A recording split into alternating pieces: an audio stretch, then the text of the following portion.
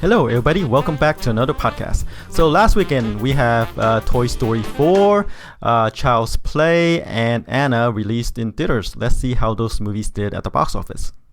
Alright, so let's jump right in. Coming in number 1 is Toy Story 4, a movie that I thought would perform better than it did. This is a movie I thought would open better than it actually did. I said this movie could probably open to 185 million plus, given that The Incredibles 2 did open pretty well. The previous movie Finding Dory opened pretty well, and this is Toy Story 4. This is like the penultimate franchise in Pixar's history, right? But it only opened to 118 million, which is still the highest opener in the Toy Story franchise, because Toy Story 3 only opened to 110 million and this one opened to 118. So it is still better than the previous Toy Story's openings, but it is not the big blockbuster that I thought it would be, because it is Toy Story is like very well reviewed. It is very well regarded series. It has a 98% on the tomato meter and a cinema score, so it's a very beloved franchise, except that this fourth outing garnered less box office than Finding Dory or Incredibles 2, which is confusing to me, because Toy Story, like I say, Toy Story is a very beloved franchise, but the box office does not bear that out. And I believe studio estimate had this movie opening in the 140 million range, right? And it performed way less than that. So I think there is like a dip in the summer box office this year, given that some of my estimates were actually higher than what actually happened. If you listen to my previous podcast, I had my estimates higher for some of the movies, and it didn't perform as such. So let's see how it did overseas. Overseas, it pulled in 123 million for a worldwide total of 241 million. So I don't believe it opened that wide yet, but it's still a good opening figure for overseas. So let's see how the movie will do in the coming weeks. This is a movie I suspect will stay in theaters for a while, since it is a summer, and there's time for the family audience to catch up to this movie. Okay, number 2 is A Child's Play. It is the reboot of the horror franchise, or the killer doll Chucky, right? A doll is possessed by the spirit of a serial killer, and he went on a killing spree. This movie opened to about 14 million estimated. These are estimated figures, by the way. The real numbers haven't come in yet, which will be available later today. So this movie, I said, would probably open to 5 million, but it did way better than that. 14 million opening for the Child's Play reboot, and reviews wise it's actually pretty decent, right? 62% on tomato meter, and for a horror movie that's actually pretty good, but a C+ cinema scores. So we might see a huge drop off in the second weekend for Child's Play, given that there's competition from another horror movie that's coming out this week. Alright, number 3 is Aladdin.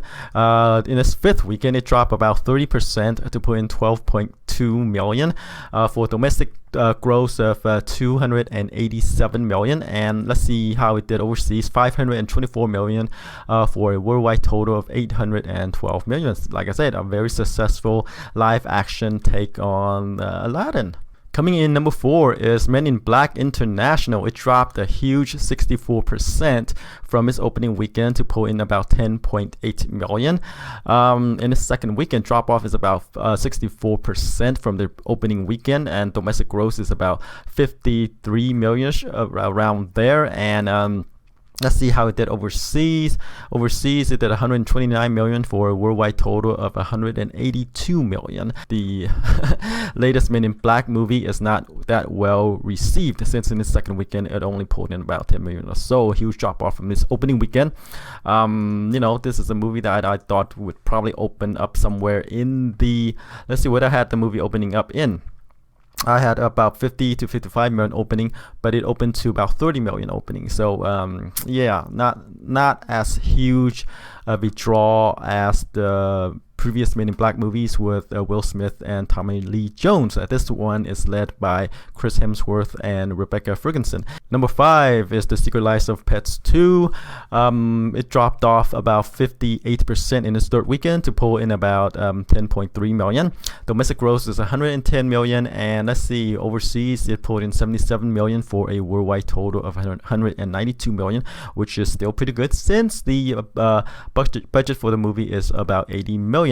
As we can see, the sequel is not performing as well as the first movie, which opened to 104 million and went on to make 368 million domestic and worldwide 875 million. So it's not going to reach the number of the first movie. Moving along to number 6 is Rocketman, which pulled in 5.7 million in its fourth weekend. Drop off is about 40% from the previous weekend, and domestic gross is about 77 million, and overseas is 76 million for a worldwide total of 153 million. The budget is 40 million. So yeah, these biopics about these famous musicians are actually doing pretty well. I had the movie opening about 20 to 25 million and it opened to about 25.7 million, so it's just right there. Number 7 is the third John Wick's movie, John Wick's Chapter 3 Parabellum. It pulled in about 4 million in its sixth weekend. Drop off is about 36% from the previous weekend. Domestic gross so far is 156 million, and let's see how it did overseas. Overseas it pulled in 133 million for a worldwide total of 289 million. Number 8 is Godzilla, King of Monsters. It pulled in 3.7 million in its fourth weekend. Drop off is about 58% from the previous week. And domestic gross so far is 102 million. And let's see how it did overseas. Overseas, it pulled in 263 million for a worldwide total of 366 million. And yeah, this movie is not performing as well as the previous Godzilla movie. I don't know exactly why, since for Godzilla, in this movie, King of Monsters, it feature a lot of famous foils for Godzilla to battle against. Right, there's Ghidorah, there's Mothra, Rodan, all those creatures battling for supremacy, and for some reason, these monsters are not attracting the audience of the previous movies. It could be the reviews, 40% on Rotten Tomatoes, which is not good, right? A B+ cinema score, which is kind of like average for the audience. So with the upcoming Godzilla versus King Kong, we'll see how this franchise will do, because this one is kind of a dip for Godzilla since how well the previous Godzilla movie did, and this one with all these other behemoths joining him, just didn't really cut it at the box office, or it didn't perform as well as I thought it would do. Alright, number 9 is the latest X-Men movie, Dark Phoenix. Supposedly the final X-Men movie, it pulled in 3.6 million in its third weekend. Drop off is about 61% from the previous weekend. Domestic gross is about 60 million. Let's see, overseas it pulled in 172 million for a worldwide total of 232 million. Dark Phoenix is a movie whose budget is 200 million because of reshoots and all, so it wasn't the previous movie I talked about. It wasn't Men in Black International. Yeah, so it wasn't Men in Black International. I was wrong. The reshoot happened for Dark Phoenix. So 200 million. And it looked like Fox has a certified bomb on its hands. 200 million budget, and the worldwide gross so far is 232 million. You need at least double your production budget to break even, with all the marketing costs and all. So yeah, it's going to be a money loser for Fox. Alright, closing out the top 10 is Shaft. It pulled in 3.6 million in the second weekend. Drop off is about 60 million from its opening frame. So yeah, Shaft, a movie that I thought would perform better than it did. I thought the movie would probably open to somewhere in the 25 to 30 million range, but that didn't happen. It only opened to about 8.9 million, about 9 million. Mainly because, hey, the previous movie was back in 2000, and there's like a 19 years difference from that movie to this one. So if you could, I'm not, like I said, I wouldn't call this a franchise since so much time passed between these movies.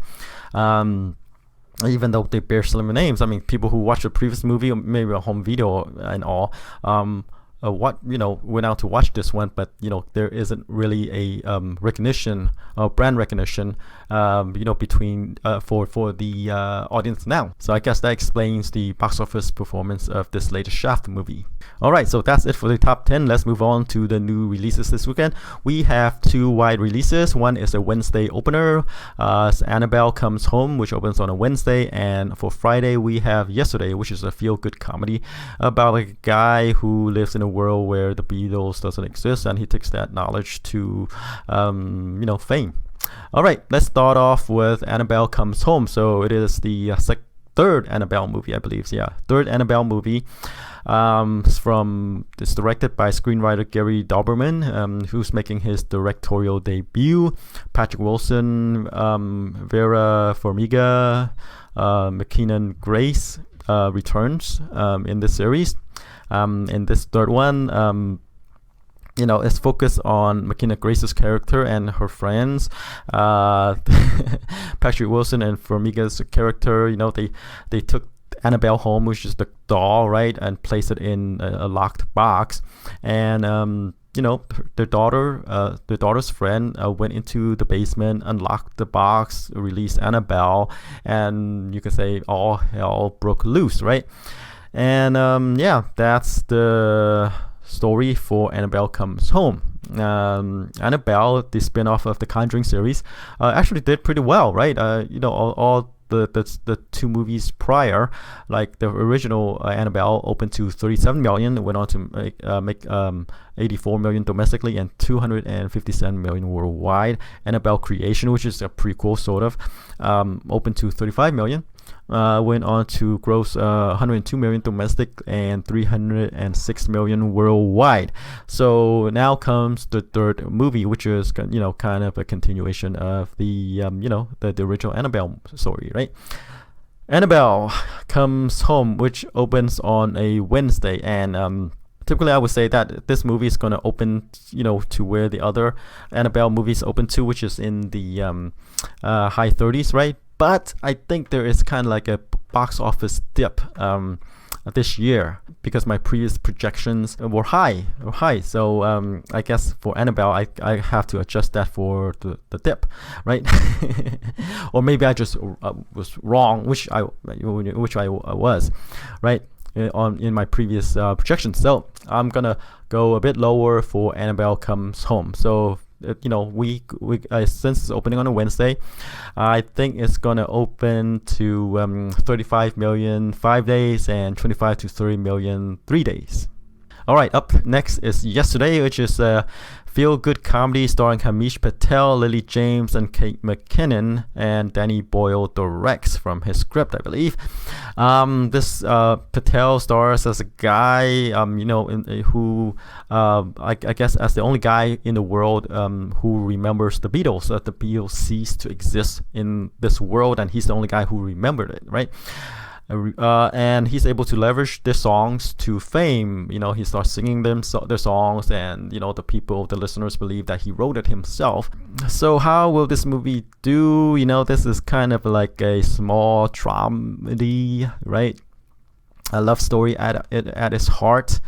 Lily James stars as the love interest. So for Yesterday, it's kind of hard to judge. It has the total line between like a romantic comedy and a small indie movie, right? And I think I'm gonna go with the latter, a small indie movie for this one, since the lead is Hamish Patel. He's kind of like a new actor, and the biggest name is probably Kate McKinnon and Lily James. And those are not names that attract a large crowd, even though Danny Boyle has director Danny Boyle has his fans. He's not that of a mainstream director, so I'm gonna go with 5 million for Yesterday. But then again, this movie features Beatles songs, and judging by how well these I guess biopic about musicians are doing at the box office, it has potential to make more, right? Beatle fans, there are legions, and for them to able to hear their songs on the big screens could be a bonus. So it could probably open higher, but I'm gonna go with 5 million. All right, so that's it for this week's podcast. Tune in next week to see how I did. Until then, take care. Bye bye.